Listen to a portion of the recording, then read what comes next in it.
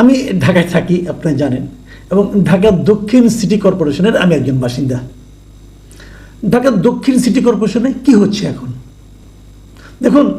ঢাকা দক্ষিণ city corporation মানে কি, মানে রাজধানী একদম, যেখানে সচিবালয় আছে, ঢাকা দক্ষিণ সিটি কর্পোরেশনের মধ্যেই কিন্তু পড়েছে। সচিবালয় থেকে কয়েকশো গজ দূরেই ঢাকা সিটি কর্পোরেশনের অফিস। সেখানে কি হচ্ছে, কত দিন ধরে হচ্ছে এবং কেন হচ্ছে, এই ঘটনাগুলি কি এই সরকারের অযোগ্যতার একটা দগদগে প্রমাণ নয়? কি হচ্ছে সেখানে বলুন। ইশরাক হোসেন, প্রকৌশলী ইশরাক হোসেন বিএনপির একজন নেতা। তিনি নির্বাচন করেছিলেন, সিটি কর্পোরেশন নির্বাচন 2020 সালে, এবং তখন আওয়ামী লীগ সরকার ছিল।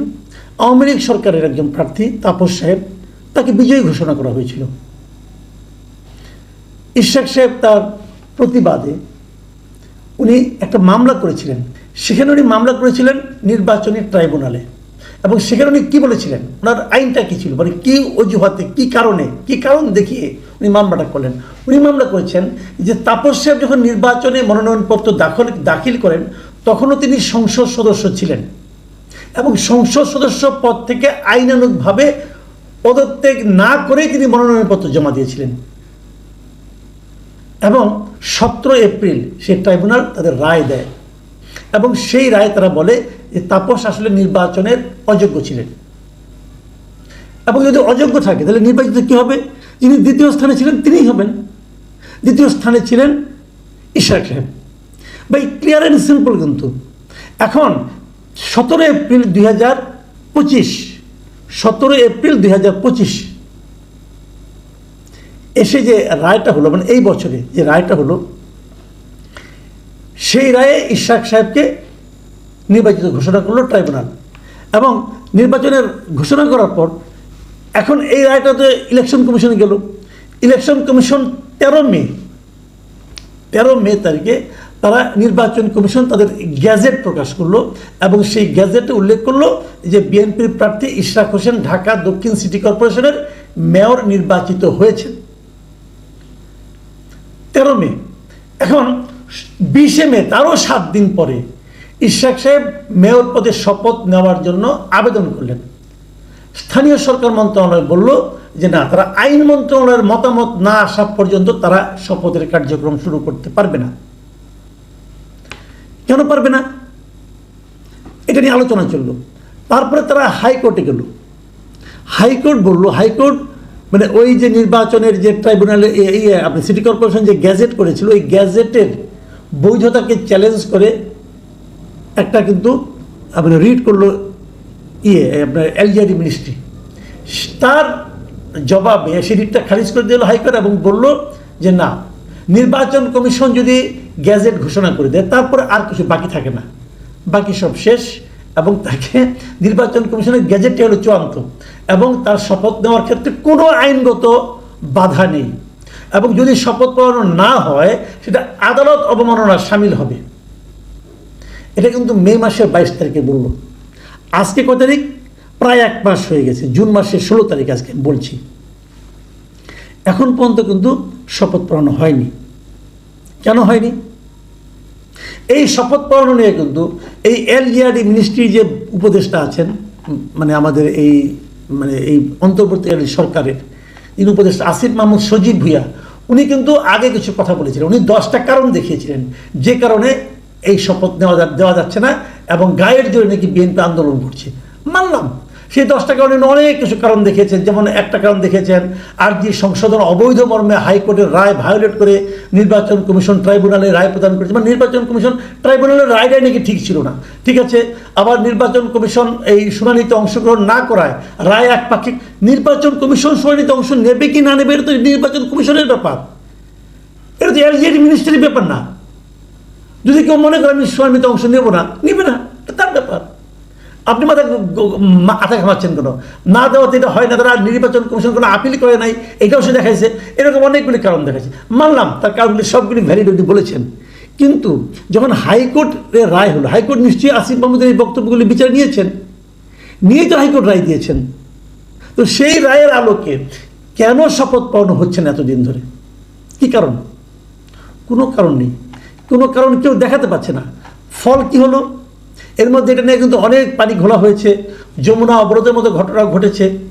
সকলে আশা করেছিল, আমি নিজেও কালকে একটা অনুষ্ঠানে বলেছিলাম যে বিএনপির সঙ্গে লন্ডনে, মানে তারেক রহমানের সঙ্গে লন্ডনে ইউনূস সাহেবের বৈঠকের পর হয়তো বিএনপি কিছু কিছু ক্ষেত্রে মোলায়েম হয়ে যাবে, ওদের অনেক আন্দোলনই হয়তো তারা করবে না। সরকারের সঙ্গে যে বিরোধগুলি ছিল, প্রধান বিরোধ ছিল নির্বাচনের তারিখ নিয়ে, সেটা নিয়ে একটা সমাধানে পৌঁছে গেছে। এবং অন্যান্য যে বিরোধগুলি ছিল, অন্য 3টা বিরোধের কথা আমি বলেছিলাম, একটা হলো চট্টগ্রাম পোর্ট, একটা হলো মানবিক করিডোর, আর একটা হলো ইশরাক হোসেন। তো আমি ভেবেছিলাম ওটার আলোকে হয়তো এই সবগুলি বিএনপি হয়তো আন্দোলন আর করবে না, কিন্তু আমার ধারণা ভুল প্রমাণিত হয়েছে। ইশরাক সাহেব আন্দোলন জারি রেখেছেন, এবং ইশরাক সাহেবের আন্দোলন জারি রাখার পেছনে বিএনপির হাইকমান্ডের কোনো ধরনের সাপোর্ট নাই, এটাও আমি মনে করি না। তো এই জারি রাখার মাধ্যমে, আমি কিন্তু এই জারি রাখার পক্ষে এই কারণে আমি ভেবেছিলাম, আমার ভাবনা ভুল ছিল, আমি স্বীকার করছি, যে এই জারি রাখার মাধ্যমে কী হলো, আমি তো মনে করি এটা আসলে একটা আইনি লড়াই, এখানে একটা নৈতিকতার প্রশ্ন। ইশরাক সাহেবের মেয়াদ কতদিন আছে, এই সিটি কর্পোরেশনের মেয়াদ কতদিন আছে, সেটা নিয়ে আলাদা বিতর্ক, ওই বিতর্কে আমি আপাতত যাবো না। তবে এখানে এটুকু মনে রাখি, জনগণ কিন্তু ইশরাক সাহেবকে ভোট দিয়েছে 5 বছরের জন্য। যদি এই স্বৈরাচারী সরকারের কোনো সিদ্ধান্তের কারণে ইশরাক সাহেব যদি ক্ষমতায় বসতে না পারেন, তার জন্য কিন্তু ইশরাক সাহেব দায়ী নয়, এবং জনগণ যে প্রত্যাশা নিয়ে যে ভোট দিয়েছিল সেই জনগণও দায়ী নয়, সেজন্য স্বৈরাচারী সরকার দায়ী। আমি মনে করি না আসলে 5 বছরই থাকা উচিত। যাও, সেটা অন্য প্রসঙ্গ। যেটা বলছিলাম, এখানে আমার কথা হলো যে এই জায়গায় আমরা কি দেখতে পাচ্ছি, কেন তাকে শপথ পড়ানো হচ্ছে না? কেন না পড়িয়ে সরকার কি করছে? একজন উপদেষ্টা, সবচেয়ে কনিষ্ঠতম উপদেষ্টা, সবচেয়ে অনভিজ্ঞ উপদেষ্টা, যার জীবনে কোনো চাকরি করার অভিজ্ঞতা নাই, জীবনে তার কোনো চাকরি করার কোনো অভিজ্ঞতা তার নাই, তাকে আপনি এত বড় একটা মন্ত্রণালয় দিয়েছেন, কেন দিয়েছেন? যিনি দিয়েছেন তার বোধ বুদ্ধি নিয়েও আমার প্রশ্ন আছে। যখন দিয়েছেন, এবং সে করছেটা কি? নিজের জেদ, একগুয়েমির জন্য উনি পুরো আইনটাকেই, পুরো নিয়মটাকেই উনি তছনছ করে দেওয়ার চেষ্টা করছেন। এবং নেট রেজাল্ট কি? ইশরাক সাহেবের যারা সমর্থক আছে ঢাকাবাসী, এই ব্যানারে তারা কিন্তু সিটি কর্পোরেশন ভবনে তালা লাগিয়ে দিয়েছেন, আন্দোলন করেছে, এখানে কেউ কোনো কাজকর্ম হচ্ছিল না বলা হচ্ছে। আজকে কি হলো? আজকে ইশরাক সাহেব গিয়েছিলেন সেই নগর ভবনে, সেখানে যে উনি সভা করেছেন, সিটি কর্পোরেশনের লোকজনকে নিয়ে সভা করেছেন। ভাবুন, সিটি কর্পোরেশনের লোকজন সবাই কিন্তু সরকারি কর্মচারী, কর্মকর্তা, তারা সেই সভায় উপস্থিত ছিলেন, এবং উনি সেখানে বসেছেন। ওনার পেছনে লেখা ছিল মাননীয় মেয়র। শপথ গ্রহণ করানো হয় নাই, কিন্তু উনি বলেছেন যে জনগণের ভোটে আমি নির্বাচিত, অতএব আমি মেয়র, আদালতের রায় আমার পক্ষে, হাইকোর্টের রায় আমার পক্ষে। সরকার আদালত অবমাননা করছেন। কেন সরকার আদালত অবমাননা করছেন? এই অন্তর্বর্তীকালীন সরকার দায়িত্ব নেওয়ার পর আমরা তাদের কাছ থেকে কী আশা করেছিলাম? আমরা আশা করেছিলাম তারা আইন কানুন মেনে চলবেন, ওনারা সবার সঙ্গে মধ্যে একটা সম্প্রীতি, একটা ঐক্য গড়ে তুলবেন, আমরা একটা ঐক্যবদ্ধ জাতি হিসেবে সামনের দিকে অগ্রসর হব, এইটা আমাদের প্রত্যাশা ছিল। এখন আমি দেখছি এই সরকার বাংলাদেশের মানুষের ঘরে ঘরে মানে একটা ঝগড়া ঢুকিয়ে দিচ্ছে। তুমি ভালো না, তোমাকে দিব না দায়িত্ব, আমার ইচ্ছেই হবে, তুমি ইলেকশন করছো তাতে কী হয়েছে, তোমাকে আদালতে রায় দিয়েছে তাতে কী হয়েছে, আমি সেটা মানবো না। এই যে মানসিকতা, এই যে আচরণ, এই আচরণগুলিকে আপনি কী বলবেন? এই আচরণগুলিকে ন্যায় বিচার বলা যায়? এত বড় একটা উপদেষ্টা পরিষদ, একজন উপদেষ্টার গোয়ার্তুমির কারণে পুরো উপদেষ্টা পরিষদের যোগ্যতা নিয়ে এখন প্রশ্ন উঠেছে। তারা তাদের এই গোয়ার উপদেষ্টাকে বুঝাতে পারেন না যে বাবা, তোমার তো বয়স হয় নাই, তুমি অকালে একটা দায়িত্ব পেয়ে গেছো, একটু ঠান্ডা হয়ে চলো, একটু বোঝানোর চেষ্টা করো, তোমার গোয়ার্তুমির কারণে আমরা বেইজ্জতি হচ্ছি, আমাদের যোগ্যতা নিয়ে এখন প্রশ্ন উঠেছে। কি ভয়ঙ্কর! ভাবুন তো একটা জিনিস, ইশরাক সাহেব আজকে শপথ না করেও, এলজিআরডি মিনিস্ট্রি তাদের দায়িত্ব না দেওয়া সত্ত্বেও উনি আজকে মেয়রের মতো অ্যাক্ট করেছেন, এবং সিটি কর্পোরেশনের সমস্ত কর্মকর্তা কর্মচারী ওনাকে সহযোগিতা করছেন। সরকারের এরপর থাকে না কি? সরকারের এরপর আর কি থাকে অবশিষ্ট? একটা সরকারের জন্য এর চেয়ে বেইজ্জতি আর কিছু হতে পারে? কেন তারা করছে এমন? আইন মন্ত্রণালয়ের নিতে হবে, পরামর্শ নিতে হবে। আর আইন মন্ত্রণালয় তো হাইকোর্ট দিয়ে দিয়েছে একটা রায়, হাইকোর্ট তো বলে দিয়েছে, উচ্চ আদালত যখন বলে দেয় তারপর আপনার কি অপিনিয়ন নেবেন। মূল বিষয়টা হলো কি, স্থানীয় সরকার জিনিসটা, এটা একটা আমি মনে করি এটা এখন পরিবর্তনের নিশ্চয়ই সংস্কারের প্রস্তাব এগুলো আছে, যখন হবে তখন বোঝা যাবে। এরা সংস্কারের কথা বলে এই সরকার, তারা তো নিজেরাই সংস্কারের পক্ষে না। যখন সংস্কার হবে না হবে বুঝলাম, কিন্তু এখন থেকে তো সংস্কারের মানসিকতা আপনাকে লালন করতে হবে। আপনারা তো নিজেরাই সেই সংস্কারের মানসিকতা লালন করেন না, আপনারা আদালতের রায় মানেন না, আপনারা আইন মানেন না, আপনি জনগণের রায়কে তুচ্ছ তাচ্ছিল্য করেন। আপনারা কিভাবে সংস্কার করবেন ভাই?